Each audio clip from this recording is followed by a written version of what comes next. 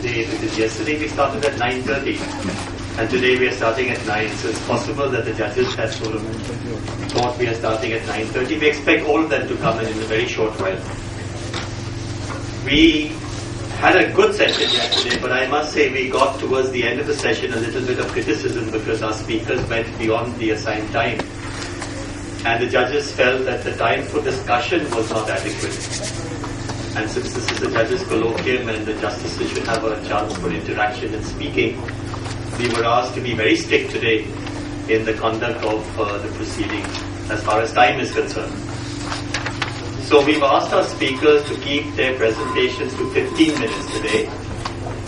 The scheduled time will remain the same, that is to say half an hour per speaker, but the presentation will be only 15 minutes and the remaining time will be for comments and for questions. We'll start at 9:30, which is about now. May I request Justice Ramaswamy please come. It's an honor to have you, sir, with us today.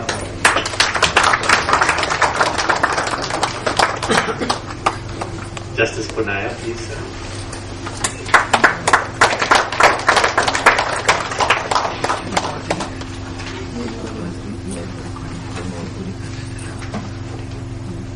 Dr. Suresh.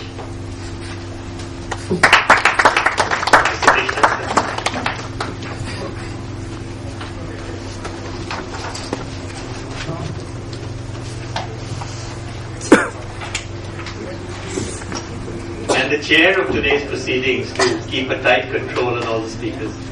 Krishna.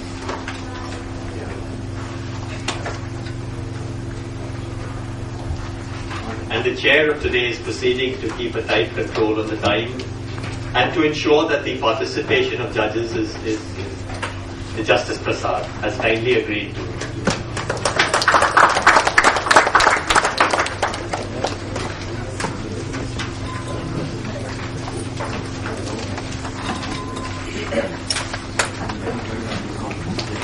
If I can take your consensus on the proceedings, would it be okay that if we start with the presentation for 15 minutes and then have the questions and the comments immediately after the speaker? Would that be the appropriate way to do it? Rather than wait for the end of the session. So we'll have the person speak for 15 minutes and then immediately thereafter have the questions and comments and so on. So that proceeding will follow. Justice Prasad, I think it's 9:30, sir. You please take charge of the entire thing. 15 minutes per speaker and then 15 minutes for. Thank you. Actually, I came here to listen to the speeches, but it was a surprise to me that when I was in time, and perhaps that's the reason Mr. Gonzalez asked me to preside. And the brief assigned to me is to restrict to the speakers to the time schedule. I am a very liberal judge. I give plenty of time to the lawyers, and this is against my nature to ask the speakers to adhere to the time limit. But that's the responsibility given to me. I will try to do that. The first speaker is Dr. V. Suresh. He is from the People's Union for Civil Liberties, and actually the time starts was to start from 9 o'clock, 9:30, 9:35, and he has half an hour for this. 15 minutes for the what I'm knowing all the. I'm corrected, sir. It is indeed challenging to compress into 15 minutes, but I shall attempt that. Good morning to everybody in this hall. It's a privilege and a pleasure to be able to share with you something in the nature of an academic study, but much more than an academic study, something which is the heart and soul of our country. I am reminded, and I am in a way redeemed by this lecture, because a promise was taken from me way back in 1992 by a graveyard keeper, a Dalit person, when I was doing my PhD study on caste violence, and he said, "Please tell others our story." tell others our story, not so that they will cry at our pride, but so that they will wipe the tears and will prevent tears from coming in the future. Gentlemen, ladies, I have redeemed my pledge today, because if ever there can be a place where you can prevent tears from coming in the future, I think it's in this hall. And that, I think, is the starting point for the entire exposure, looking into the context of violence against the Dalits in the country. I'm reminded yet again by another victim who said, please stand by us, don't cry for us. And I think this is, in essence, the whole issue of the cry for liberty, the cry for freedom of people who have been denied this over centuries.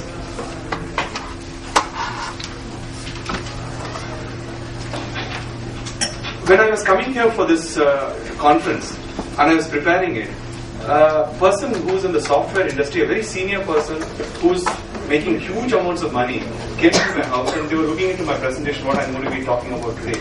And this person asked me, after reading through the presentation, is this all true? Is this 21st century India?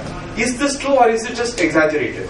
And I think that is, gentlemen, the issue that we are coming from. Is the question of untouchability in 21st India, where we are marching into WTO, we are marching into various of these things, is untouchability an issue?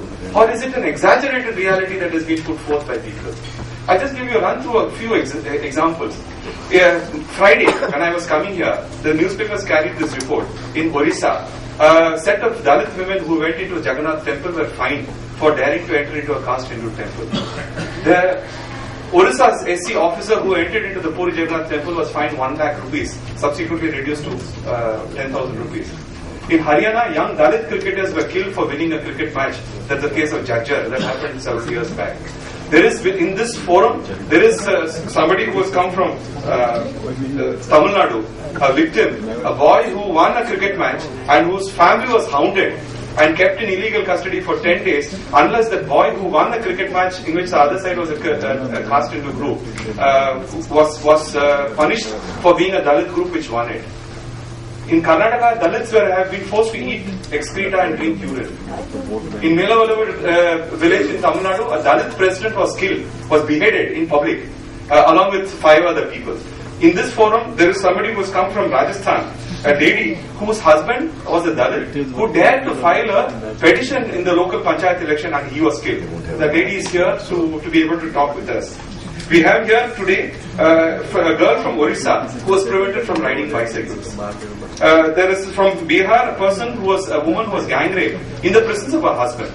I would like to say these things are there in everyday's papers, but we are so inured to violence. There is natural disasters like tsunamis and earthquakes and floods. There is terrorist violence. There is other forms of violence. So much of violence is around that somehow our mind has now got blocked to it. I would only like to say, like as I put in the bottom, these incidents are just a sample. I put it because of the question raised by the software person. This is just a sample. And rarely, if at all, are the perpetrators punished. If this is the reality, the question is for 22% of India's population is Dalit, with 1.02 billion people, what is their faith in the rule of law? I think these issues are issues that we would need to keep very squarely in our mind.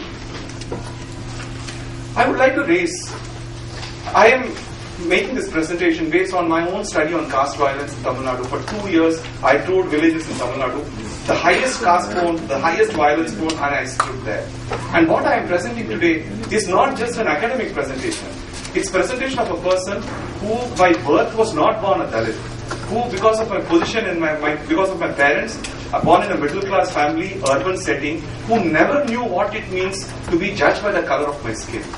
I have grown in a sheltered area with many professional people around. My sight was set to IAS, IPS or maybe judiciary and various other high posts. I did not know what it means to walk into a place and be stigmatized because of where I was born. I'm just sharing with you this because what I'm going to share with you here is not just an academic presentation. It is a presentation which for me was like peeling an onion. Somebody who's born an Indian never knew what that India is. I have a string of degrees behind me. I have never really known what it means to be beyond those things. I would like to say that recently I was selected last year for one of the most prestigious fellowships in the USA. And I and my wife toured the USA. We toured across 15 states of the USA.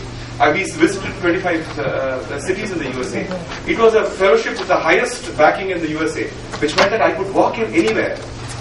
Into the Secretary of State's office, into the President's office. I could go anywhere that I could go to last year.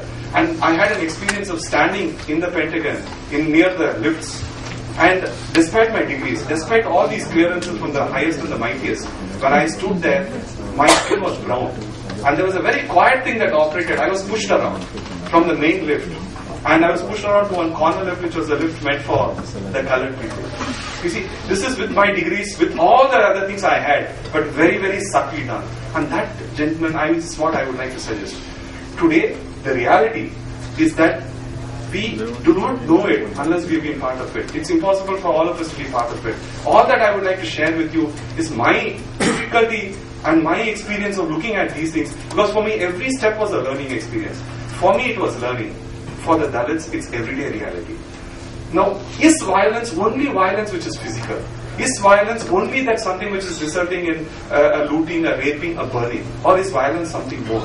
And I would like to suggest that our definitions and our understanding of violence has to go beyond physical injury, has to comprehend an entirely different arena, which is everyday reality for 22% of India's population. And that I would like to say is the everyday silence, it's a silent violence. It's a violence which is built into the social system. It's violence which is invisible to others, barring the people who are facing it. And it is this everyday condition of fear, of coercion, of intimidation, of threat, and of deprivation. The 5 components of this life that we would need to understand. I would like to link this back again, because unless we are able to understand this, we'll be missing important links in the entire chain. And if we don't do that, the question then comes, how do we respond to it? I think that's a critical issue which I would like to come to the end of it. Now, the ultimate tragedy, in fact, the tragedy beyond all this, for this set of people, crores of people, it's not the fact that they are experiencing this disability. The ultimate irony is the fact of the denial by the rest of the society about this reality. This denial is something which is extremely difficult, because if you are strong in mind, strong in personality, you will fight with anger, you will fight with frustration. But if you are not that, because of your position, where you open your mouth and they say you shut up, like my experience of the lift in USA last year, the anger, whom do I go and talk to? With my degrees, I have a doctorate, I have the best thing, I have a management degree, I have a master's in law, and I have this fellowship. Where do I go to talk there? This, gentlemen, I would like to say, is a core issue in the violence aspect, which we would need to keep in mind. It goes along with what yesterday they were talking about, the hearing impact. When people can't hear you, where is the question of them being able to appreciate what you're trying to say? That is the crux of the whole thing. The denial of larger society. Because when the denial is there, anything that you say is exaggerated. Anything that you would like to put forward is something that is a romantic or a built-up story. Now, what is the most crushing impact of caste? I belong to the upper caste people, therefore I have never really known, because of my birth, what it means to be that. The crushing impact of caste for Dalits throughout the country, it's in the subcontinent, not just in India, is the very, very critical element in the caste system. The caste system determines not just where the Dalits will stay. The Dalits throughout the country have been forced to reside in colonies outside the main village. It is not just the spatial distribution of where they stay, but in 4 very important aspects. Caste rules dictate appropriate dress code. It dictates forms of behavior and social response. How do you respond when a question is asked? How do you ask a question?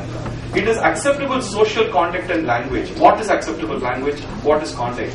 It is also the compulsory performance of duties and practices. Now, this I am saying because bulk of the time issues come up because of this. Even in today, there are villages where SC IAS officers cannot enter their villages. There are instances where people have been attacked because they dared to wear clean clothes. Now, the 3 issues come up. 1, there is a denial of the individuality of people. 2, there is a negation of their rights. And 3, there is an expectation of acquiescence. This is a very important concept that we would need to understand. Because when they expect that you are acquiescent, that you are very humble, if you dare to break it because of a variety of reasons, that cannot be the basis of accepting you. And this is one of the important starting points for why there is such an amount of violence and tension that is arising from there. Any transgression, it is accidental or it is intentional, runs a very real threat of corporal punishment. It could be in a bus stand, it could be in a theatre, it could be in a PDS shop, it could be in the water collection place, wherever it could be. It does not matter whether it is intentional or not. If you transgress these things, immediate retribution is the result. But now there's winds of change, especially in the last 20 years with higher education. Greater number of people who are now getting educated and exposed. And these winds of change are blowing even among the Dalits. And Dalits are saying, why should we do it? In Tamil Nadu, where I come from, the Dalit person is expected to beat the the drum. The English word paraya comes from the Tamil caste paraya. You see, now we use these terms. When I was a youngster, we used the word parabuddhi to denote the very, very bad type of mental process. I did not know until I started exploring with the people that the word parabuddhi comes from the word caste, and that is how the caste is stigmatized. I have now gone throughout the country. Every state has its own term. Now, all these things are issues. Because for the people who belong to that community, the term itself is an important issue. For us, when we sit outside, we think they're making too much of it. But for people for whom it matters, it's a very, very important thing. And I link it up to what I said earlier. When you deny the reality of your identity, you deny the very reality of their life. And I would like to submit that ultimately what holds us in life is our sense of dignity. And that's why when Dalits today say, give us our chance to call ourselves by our own name, the rest of society thinks they're making too much out of it. They don't realize that at heart is a question of identity, of dignity. You deny dignity, you deny humanity. When you deny humanity, you are reduced to a subhuman existence. And that lies at the core of the winds of change that is blowing. So Dalits are saying, we do not want to do this. We don't want to do caste discriminatory practices. They also assert their humanity and to a right of dignified existence. I would like to introduce a concept which is there in academics and is very, very important, particularly in the context of justices who have come here. That we need to understand two things. One, that there is something called the cause of conflict and something called the site of conflict. Many times, in many of the things that we are working in, we lose sight of these facts. The cause of conflict can be one thing. The site of the violence can be completely different. The cause of conflict could be anything ranging from refusal to continue traditional practices, wearing clean clothes. Like in this instance, one girl who has come here to share with us later on, this girl who dared to drive a bicycle in the streets of the Orissa village, and she was beaten up. It could be very innocuous, or it could be major. It could be about wages, it could be about dress, it could be about caste defiling practices, it could be about the right to enter into a temple. This is the cause of conflict. Oftentimes, the site of the violence is somewhere else. It is never where the cause is, because that is how social contexts appear. It also appears because the site determines the manner in which power is ultimately exercised. So it could be in a bus stand, it could be in a theatre, it could be on the road, it could be in a place of public congregation, it could be in statues. Many of you know that many sites of conflict are, for example, in statues. About whether how is the Ambedkar statue put up, where is the other statues put up. The site is therefore different. We need to understand it because, as I will link it up with the criminal section, the site of conflict oftentimes is very different from the actual cause of the conflict. Now, my study of caste violence in Tamil Nadu has been in the recent past, but my study led me to studying at caste for the last 1,000 years. I have done epigraphic study of caste, I have looked into copper coins, I have looked into a whole variety of things. What hit me, and this is completely unprepared, I was unprepared for this reality that is going to come up from the study of history, is the continuities over time on caste issues. And in all the things there is one continuity which permeates. The continuity that when violence ultimately reflects as violence, not aggression, when the violence is there, it's always the Dalits who are the targets across history. Now there are 4 issues around which issues of conflict have come from, and I thought I will share it with you. These are 4 terms from Tamil, but this cuts across the country. The first term is manam, which means honor. The second is maryada, which means respect, maryada as in Hindi. The third is pangu, which means share, and the last one is urimai, which means rights. Rights, the Dalits can talk about in the post-constitution era because it's there in our constitution. But these 4 issues are issues around which much of caste conflict has emerged. Honor, respect, share and rights. Now share, for example, in modern day terms has come around with community property resources, fishing rights, rights over the produce from neem trees and other trees on the roads. Many of these issues are issues that have come up in modern time, but many issues revolve around these 4 critical areas. Now, what is the type of violence that you can... I'm sorry I'm rushing through with this whole thing, but the limitations of time. So I'm just trying to put together in a broader conceptual fashion so that we understand it when we read everyday's paper. There are 5 different types of violence that reflects. It could be individual, it could be group, but these are typologies of violence. 1, violence as retribution. Now, this could be focused or it could be generalized. It could be that the whole village is burnt down, like recently happened in Haryana or in Gohana.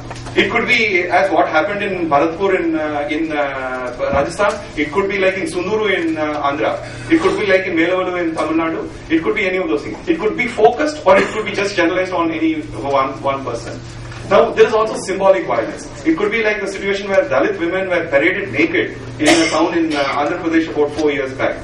Now, violence as symbol is very important because the continuing element of violence is not when they have to show violence all the time, but when the violence is embedded in the mind. When the violence is internalized by the community, you don't need a policeman to enforce that. And that is the whole element of symbolic violence. A lot of violence in India is symbolic violence. Third is where it is intimidatory. It is terror-inducing. The whole thing is done in such a way that you induce terror so that no other Dalit in the future will ever dare to stand up and to challenge. Violence as a spectacle, where violence is created in such a huge way. There are 2 incidents in Tamil Nadu. Last year, upper caste girl ran off with a Dalit boy. He was caught in the presence of the police, in the presence of the upper caste people, in the presence of the community. About 2,000 people stood in this village in one of the districts there, and they were forced to kill each other by giving poison. They were made to sit in the pyre. After drinking poison, it takes 5 minutes for the thing to take effect. They were made to sit in the funeral pyre, the boy and the girl, in the presence of all the people, including the Dalit people, and they set fire to their own funeral pyres and they were killed in public display.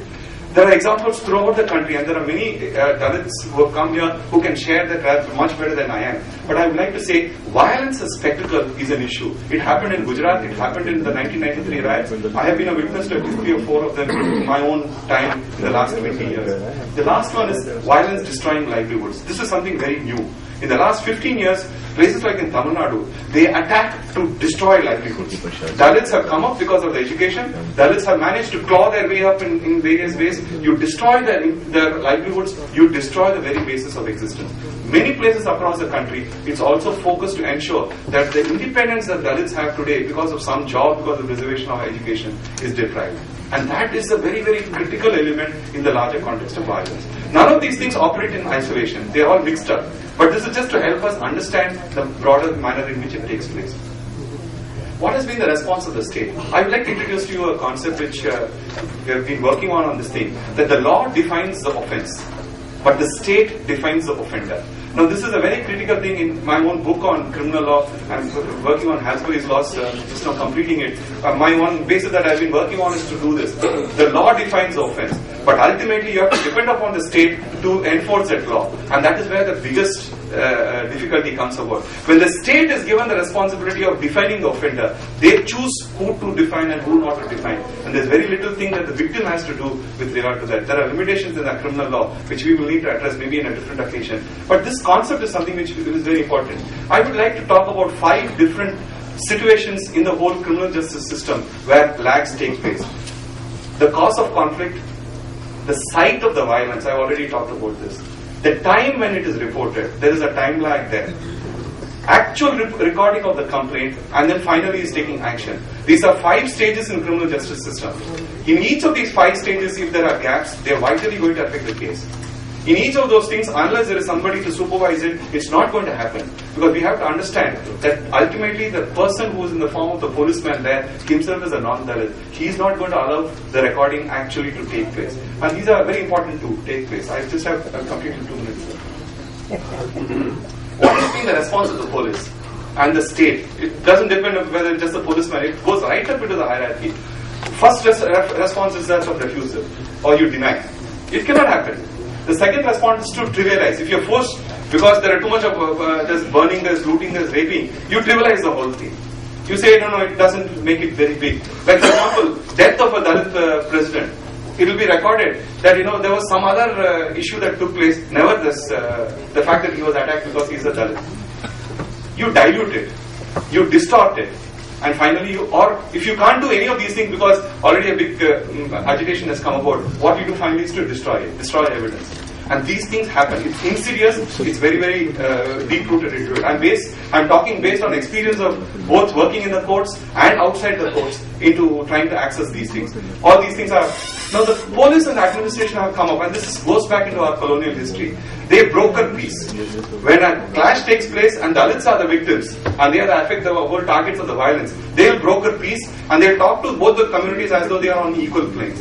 And in the brokering of the peace, both will have to sign a pledge saying that they will abjure violence. Where is the question when you are a victim of violence that you are then now forced to say, okay, I will not do this violence. But unfortunately our system is like that. Matters go from violence thrown into the courts, and there again another brokering takes place in terms of maintaining peace and law and order. These are issues very difficult to deal with, but they are permeating our entire structure.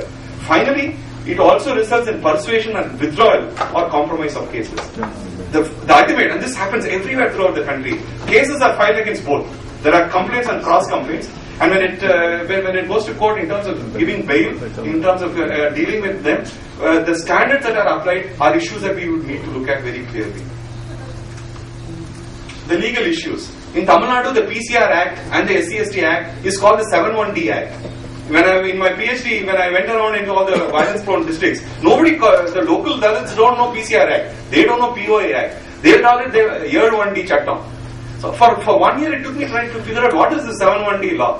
The Chattam is law in Tamil. So it took me a year to figure out. I was already a lawyer. I had already a ML behind me. I was also into research. It took me that ultimately all issues of violence against Dalits is reduced to one thing: calling a Dalit by his caste name. Everything else is distorted. And gentlemen, kindly remember my previous slide. Destroyed, changed, adapt, all those things happen. All that is recorded is this man was called by his caste name. You please look at case laws, all through case laws. Very few offences you will find from 3 to 5 of the SC/ST Act. Very few crimes that you will find under those offences registered. The SC/ST Act is one of the most progressive legislations worldwide. I have travelled throughout the world. This is an area of my research apart from my activism and also teaching. There are very few laws close to that. It's the only law by which economic relationships between a Dalit woman and a non-Dalit person leading to rape has been defined as an offence. No other law has it. No other law makes livelihood as a reason for social exclusion an issue. None of those issues are reflected in cases. Nobody asks the question, why is it that the police and the state never invoke those sections?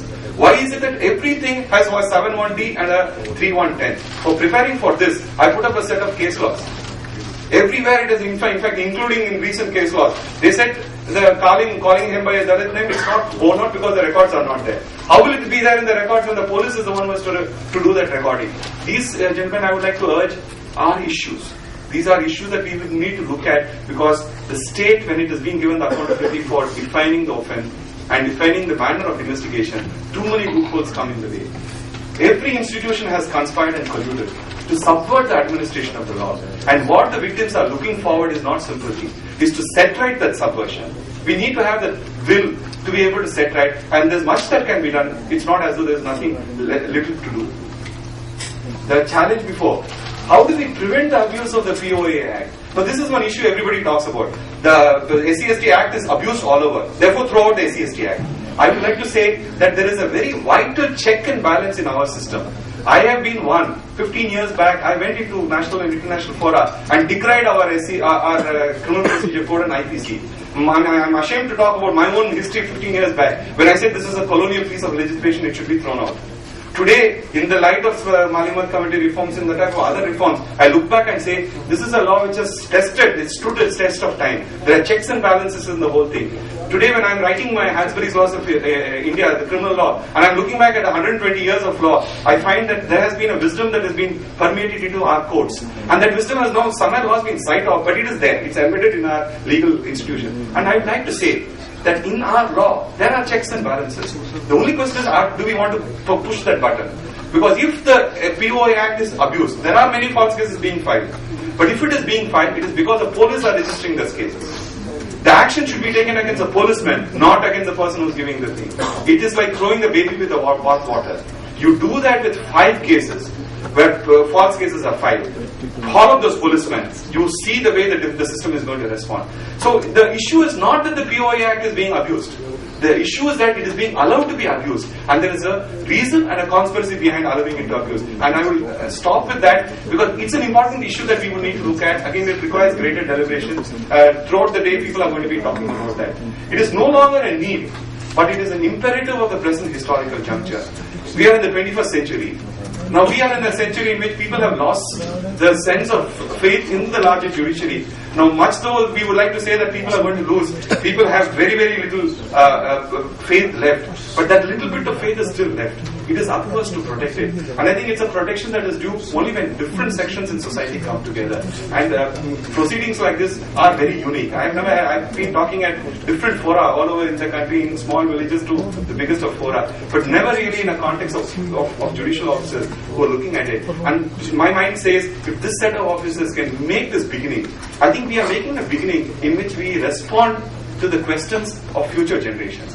It's a response to future generations of people who will stand back and say, at least here is this one set of people who dare to challenge, who dare to make history. And I would like to respectfully submit before all of you, is that the responsibility that we have, and I would like to make this distinction, please excuse me if I'm sounding offensive, it's not meant to be like that, I'm talking to my heart. I would like to say, the responsibility is on us, the non-Dalits, to show that we will stand by the law and that we will create a system in the 21st century. We're marching towards BPOs and crores and millions of rupees, that our society can be a society which can set back 5,000 years of discrimination and yet create a new thing. It is never going to be easy.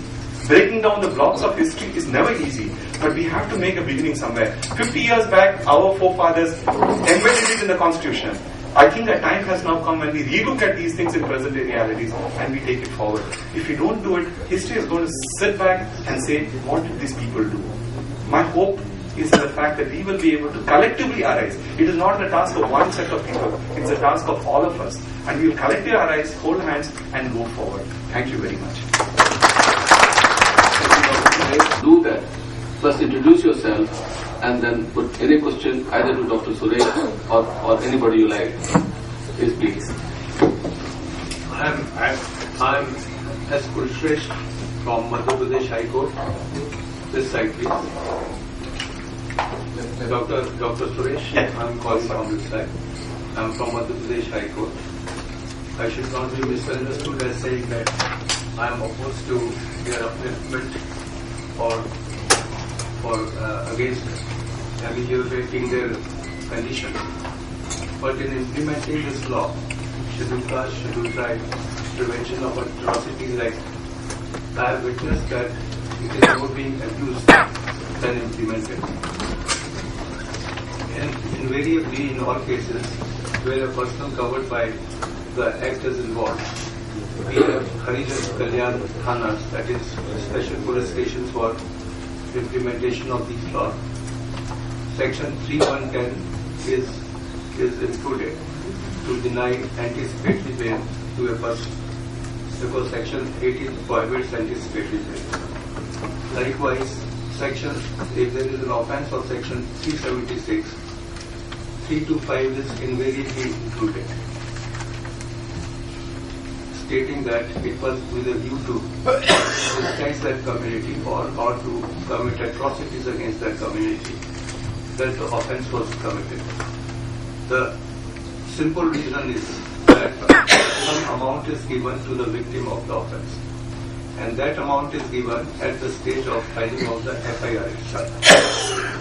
So this has become an incentive that where even old ladies from such communities will make a complaint, and seeing that woman, one can say that it is impossible that anyone would be attracted towards her and commit such an offence.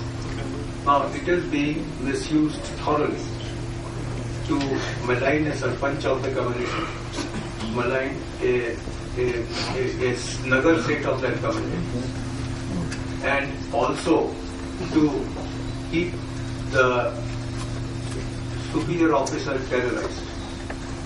Now people will also come out with the threat that all right, you are not granting us leave. One complaint to the police thana that you have called me by my name in the public place will be enough to take you to put you behind bars. Now, in our overzeal and with a view to provide protection to the members of this community, and as I said that I should not be misunderstood as saying that they don't need protection. They do need protection. We make a one-sided law which becomes lopsided without providing for safeguards. And even the normal safeguards which are available under the Criminal Procedure Code, which were introduced on account of cleavage of opinion between so many high courts, that we had this anticipatory bill, the provision for anticipatory bill which was introduced in 1974. Can be answered by Dr. Suresh, it can be responded by anybody. It can be anybody who can respond to that. That safeguard has also been taken away. Though of course certain courts have taken the view that under 482 the investigation itself can be quashed. Now instead of inviting the law to the court or an order that the investigation should be quashed and the matter should not be further inquired into, why can't such provisions be introduced even in this law so that we can examine whether a person should not go through the ordeal or the harassment of going to jail, and the investigation can continue and can be brought to its logical conclusion and taken to the court where it can be threshed out. So why you make a lopsided law, why you make a one-sided law to presume that a person who has been accused of such an offence to be guilty and to start chastising him from stage one? Therefore, law should be reasonable. If you expect that law should be reasonable for Dalits, it should be reasonable for others also who are alleged to have committed atrocities. This is my simple question. I would seek leave of Mr. Suresh and Mr. Sikar Prasad to give my own comments by way of reply, because we do come across cases. I must introduce Sorry. Justice S.K. Singh from Patna High Court.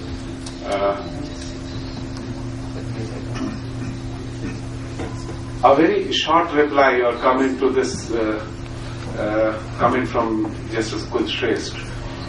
We do come across cases where there is atrocities alleged which appear to be on face of it exaggerated or false. But that was one of the points Mr. Suresh made, that it is probably to trivialize the whole issue, and therefore separating the grain from the chaff has to be done. There can be cases which are trivial, which may be set up, got up, but there are real cases where the people from the other communities should come and report real atrocities, where there is a whole village, part of a village is being subjected to hostile treatment for a long period during festivals, during other. Those bigger issues are not reported. DSPs have been made investigating officers. No DSP, at least in Bihar, has been entrusted with investigation of any such case. The state is not putting the system in order. So the failure is not probably in the law, but how to implement it. The seriousness which requires, in one judgment, at least I indicated, that police should be careful in lodging cases under this offence because it entails graver penalties, deprivation of right of anticipatory bail. Therefore, at the threshold, some care is required. And if those who are lodging the cases, they are not careful, if the magistrate is taking cognizance without being careful, then it is for us to chastise them. But they do need the protection. That is my comment. See, it is just a moment. I may clarify that provision for rewarding the victim at the stage of lodging the FIR without the matter being examined further and brought to any logical conclusion itself is an incentive for certain unscrupulous persons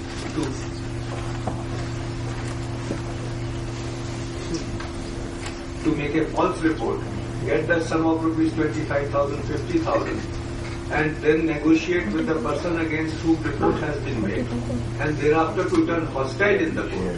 Now, what is this kind of use of this this law for their respect. I think there are other speakers today who will be talking about it. My only response is an appeal that much of what you're saying is true, but there's much that is also not being said.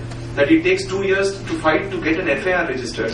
It takes a tremendous amount of ways to get your recording of evidence properly done. So I think the point that not in Madhya Pradesh. It is registered within 5 minutes. Not in Madhya Pradesh. From Madhya Pradesh itself there are cases we could talk to, but I'll leave it there. So I would just like to leave with two things. I had 37 years experience in Madhya Pradesh in this field, and I don't think there are many complaints. I would also like to add something here, with your kind permission. I am here, Justice Amar Saran from Allahabad High Court. Just one. Let All right, I'm sorry. Yes. Another problem that arises for Justice Kulshresht and Justice Singh have difficult becomes that one is of course the problem of that we courts do sometimes get the impression that it can be misused. But the other thing is that the act itself becomes unworkable for the prosecution, for the offender, for the aggrieved person. There are so many checks. First, and it's very nicely reflected in this book by Mr. Gonzalez, I was looking at it, there are 3 or 4 aspects I was seeing. How the act itself becomes much more difficult. If you were prosecuting someone under the normal law, then really these problems which are arising in the working of the act for helping the Dalit would be done away with. For example, one of course is this necessity of going every time to the DYSP. Now, which means there are not so many DYSPs and the reluctance of the police then to initiate a matter. Even if it is initiated in a 482 petition or somewhere else, proceedings are stayed, you have gone through the right to wrong channel. Then the necessity of the case being committed under section 193, and there are many decisions now to this point that without a committal, the cases can't go to it. So supposing first the challenge is at the level of investigation, then the level is did you get a committal from the magistrate, was the charge sheet not sent directly? If the charge sheet is sent directly to the special court, that also goes. So you see, so in fact we find out that in the end, instead of helping the aggrieved, it really beneficial to the accused, apart from the other problems. So what is the problem really? The point I'm making is that what is the problem of not utilizing normal criminal law, normal cases of rape? Wherever you needed an amendment, say for making 340, for example, the IPC was amended. More stricter provisions were followed, but the normal procedure of law was followed. Because here you see the procedure itself gets scuttled and becomes very easy, and then the accused gets to stay, and the poor scheduled caste person is not in a position to go on fighting this case, trying to get. So the net result is instead of getting justice is reduced, and then there is an enhanced penalty. So the courts are also very cautious. Oh God, he is going to get an enhanced penalty, so let us be more cautious. Then now there are decisions which say that the court must feel that there is mens rea element, that the person intended to hurt the feelings of the scheduled caste. We we will discuss it at the last, because it's a very after all this. Very good. Yes, we are confronted with. I have one question relating to this. Dr. Suresh has given some. I am Justice S.S. Kulshresht from Allahabad High Court, and Dr. Suresh has taken up this matter. I believe this colloquium is under the banner of this National Human Rights Commission. But he has given the entire thrust, he has linked it with the caste. But I believe that the term Dalit is to be defined and redefined. Does it include the people trodden by the torments of the society, or down by the cruelty of the rich, the fortunate, or the strong, or by the vices of their own? So if we have to confine it only to the caste, I believe that it would stultify the spirit of this Human Rights Commission so far as its universal mobility and the global sensitivity is concerned. I think the rest of the panel is much better than me to talk and respond, and it's too short a time. I would just like to respond with one thing. I think what our gentleman was saying, is it a question of the failure in the law, or is it a failure of implementation? and I would like to respectfully submit, if we, depending on where we take a stand, the solution will come from there. If we say that the law is faulty, then let's throw out the criminal law also. There's tremendously many wrongs that are happening in the. Do we say that? Do we say that we throw out the other law? We don't say that because there are checks and balances which we want to do. I think the ultimate violence that is being inflicted on the Dalits today, and I'm again stressing, I'm not a Dalit. I'm stressing this only to point out the difficulty that when you are the victim and you talk about yourself, you are put down, saying don't talk. The basic point is the ultimate violence is by denying them the usefulness of this law. I would just like to say, Joginder Kumar is a classic example of the state of UP, which is the law that the Supreme Court said. Merely because a police officer has been given the right to arrest, it need not be that he should arrest. The reasons of arrest are justiciable. How many people how many police officers in the country are working with those principles? This law is the basis for DK Basu case. Unfortunately, this law has not been recognized to the extent to which it deserves. I would like to respectfully submit that there are checks and balances in our system. The question is that of implementing those checks and balances, looking at other things. If the remedy that we are going to give is worse than the original cause of the complaint itself, I think this is a tragedy that is going to take place. It's going to push back all the experiences. The issues that have been raised in the floor are real. But the solution to that is not to throw away the law, but to ensure that the law is implemented in full fairness and in a transparent, responsible, accountable manner. Perhaps at later occasions we'll have occasions to talk, and I think it's now time for the next set of people to talk about it. Can I have 30 seconds? Yes, sir. So just conclude. If you don't mind, sir, just 1 second, sir. It's not necessary actually that the speakers have to respond to the questions, so because I think the justices have a number of comments to make, which are not necessarily questions, but they are comments. No, and just point of view. yes. So the answers can be given by the subsequent speaker. I am Bilal Manji from Andhra Pradesh High Court. There is some misconception that law will change the social behavior and the pattern of society. That law has never claimed to do and cannot do. I'll give you a small example of Child Marriage Restraint Act and Sati Abolition Act. People accepted Sati as a vice, there is no Sati problem in India. Same time these two acts have been legislated. Child marriages they did not accept. Law and courts could not help. Whatever Dr. Suresh has said, partly it is true, but the other side he has not reflected. So it is a society overall responsibility. Law will only respond to that.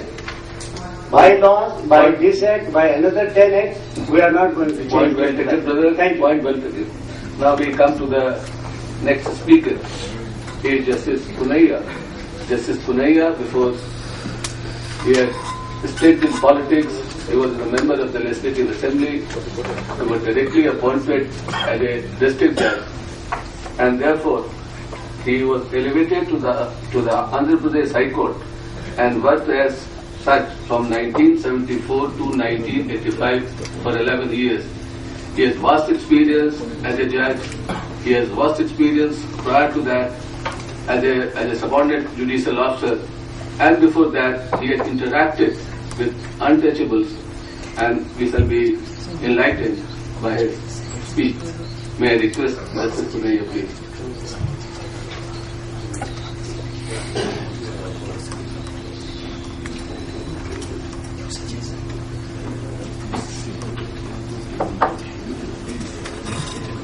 What is the respected Honorable Justice Ramshawn, Honorable Justice on the dais, Honorable Justice before me. The first speaker of the question that I have put by Justice, I feel instead of the speakers like me, let all the judges who want to speak, let them speak, then we can give it to the end. Because we are entering into controversies. Which is better? He cannot answer. All the questions questions put by Justice so who is going to give answer? He cannot give.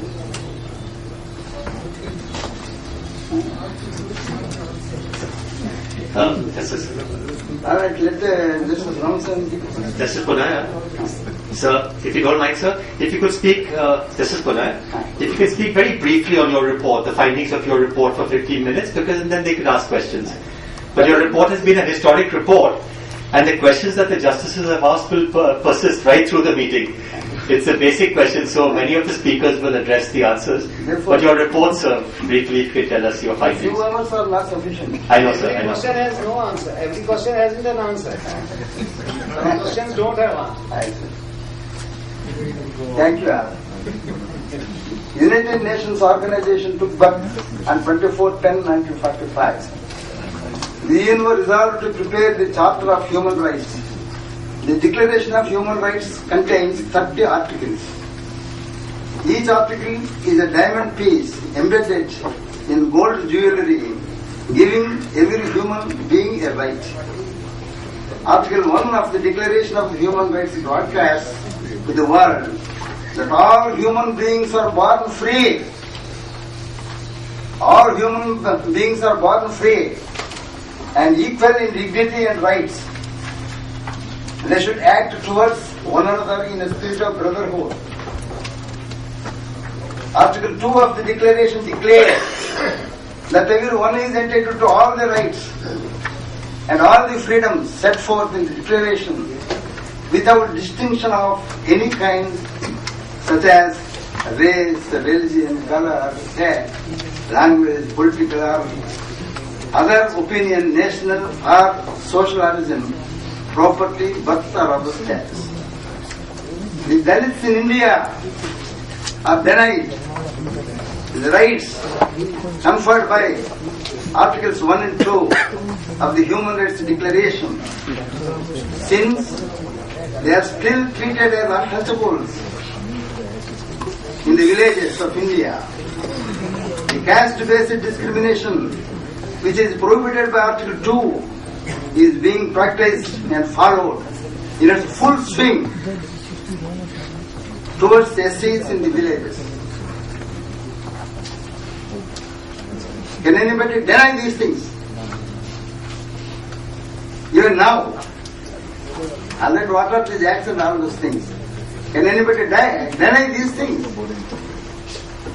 Even after the Universal Declaration 1948 and after the fundamental rights guaranteed in the Constitution 1950, the Dalits in the villages are denied equality and brotherhood.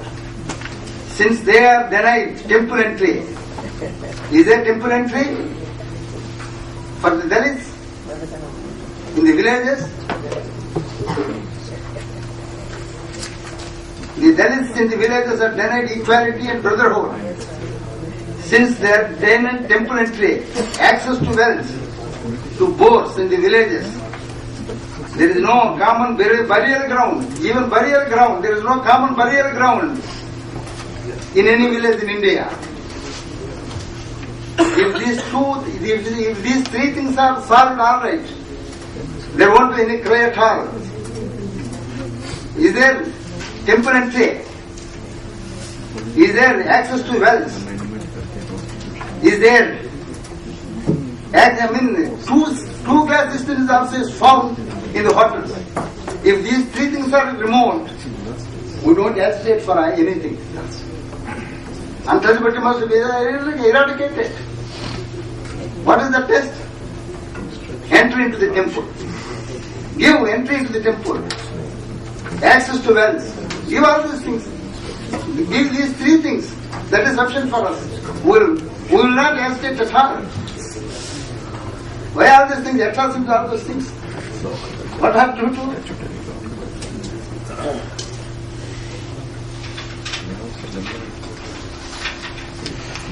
After the advent of the Constitution of India, Protection of Civil Rights Act 1955 was enacted. Are the state governments implementing this act? The answer is no. If the state governments are implementing this act, why untouchablity is enjoying unfettered liberties in every village? Why temporary is still denied? What access? Why access to the wells or boats are still denied? If the PSC Act is enacted and implemented, Article 7 of the Human Rights and Article 14 of the Indian Constitution declare that all are equal before the law and are entitled without any discrimination to equal protection of law. Respect for the so-called upper caste and contempt for the depressed class is observed still, followed and practiced even by the most of the academicians, administrators, most of the officers and departments of the governments of both central and states in India. The caste-based distinctions and discriminations are derogatory to the principles of natural justice and opposite to Articles 1 and 2 of the Universal Declaration of Human Rights are Articles 14, 15, 16 and 17 of the Constitution of India and opposite to the philosophy of social justice as enunciated by Articles 1 and 2 of the Charter of Human Rights and Articles 14, 15, 16 and 17 of the Constitution. Social justice implies absence of inequalities and discrimination on any ground, in any form or in any walk of life. It takes in its ambit a social order in which justice, social, economic and political shall inform all the institutions of national life. No society with social conscience accepts inequalities and discriminations on the mere ground that whatever was once settled is settled for all time. Such a concept is contrary to the law of progress. On the other hand, whatever progress that has been made in the course of history is entirely due to the recognition of the ethical doctrine that whatever is ethical doctrine, such a concept is contrary to the law of progress. On the other hand, whatever progress that has been made in the course of history is entirely due to the recognition of ethical doctrine that whatever was wrongly settled was never settled and should therefore be resettled. Let us therefore welcome all the individuals to join the common social life. It is true that different men have different capacities, different functions and different choices, but every one of them should find an honorable and equal place in the social organization.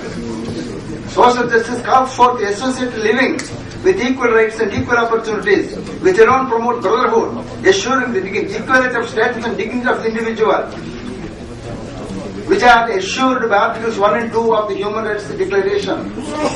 Liberty and equality are not meaningful if brotherhood or fraternity is not ensured and maintained. Fraternity is a mode of associated living. It is an attitude of respect and reverence towards fellow men. Articles 1 and 2 of the Declaration of Human Rights therefore give much importance to brotherhood. Dr. B.R. Ambedkar therefore exhorted that liberty and equality should maintain fraternity in all respects and at all costs to achieve social justice in the society. Dr. B.R. Ambedkar condemns the caste-based culture.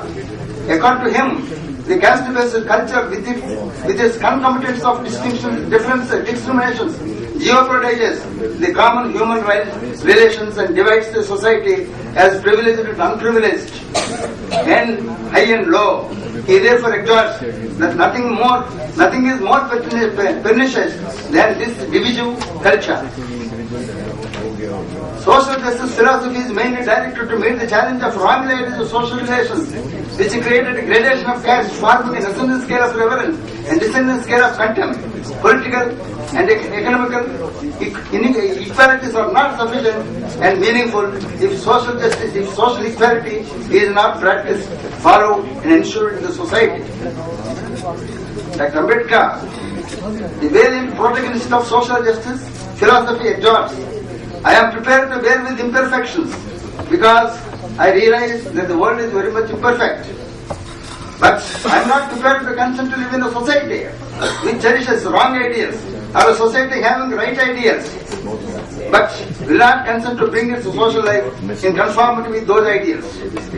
Dr. Ambedkar therefore demands that inequalities and discrimination based on race, religion, caste, gender, place of birth or social status should be wiped out for the establishment and maintenance of a healthy society of brotherhood, as contemplated by Articles 1 and 2 of the Universal Declaration of Human Rights, 1948. My recommendations. In the report submitted by me as the chairman of one-man commission, I have furnished the villages of each mandal in which the disabilities due to the practice of untouchability are rampantly practiced. It is the responsibility of the sub-inspector of each police station to enforce the PCR Act in each village.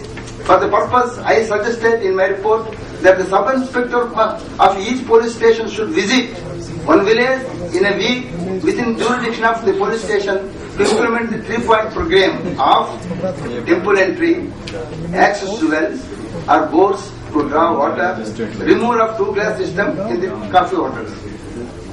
Why the sub-inspector should go? In other cases, the sub-inspector is not expected to go. Why in this case, why I should suggest? If PCR Act is there, suppose taking advantage of provisions of the PCR Act, if a Dalit goes into the temple, he will be beaten, he will be harassed. Therefore, who should go? Because of that fear only, the SCs are not approaching the courts. They are approaching the sub-inspectors, but sub-inspectors will not record FIRs and all those things. They do not want. That is our experience in Andhra Pradesh. Therefore, if he goes to the court, he has got the right to go to the court. But if he files a case, then he should afford, isn't it? What about going to court means expenditure is there. Can he go? Can he meet that expenditure? Therefore, I say the enforcement machine itself should take up the responsibility. Let the sub-inspector go. There may be 60 villages within the limits of the police station. If the sub-inspector of each police station implements the 3-point program one day in a week, he will complete 4 villages within a month, and then 48 villages in a year. He will therefore complete all the 60 villages within 1 year and 3 months. Thus, within 1 year without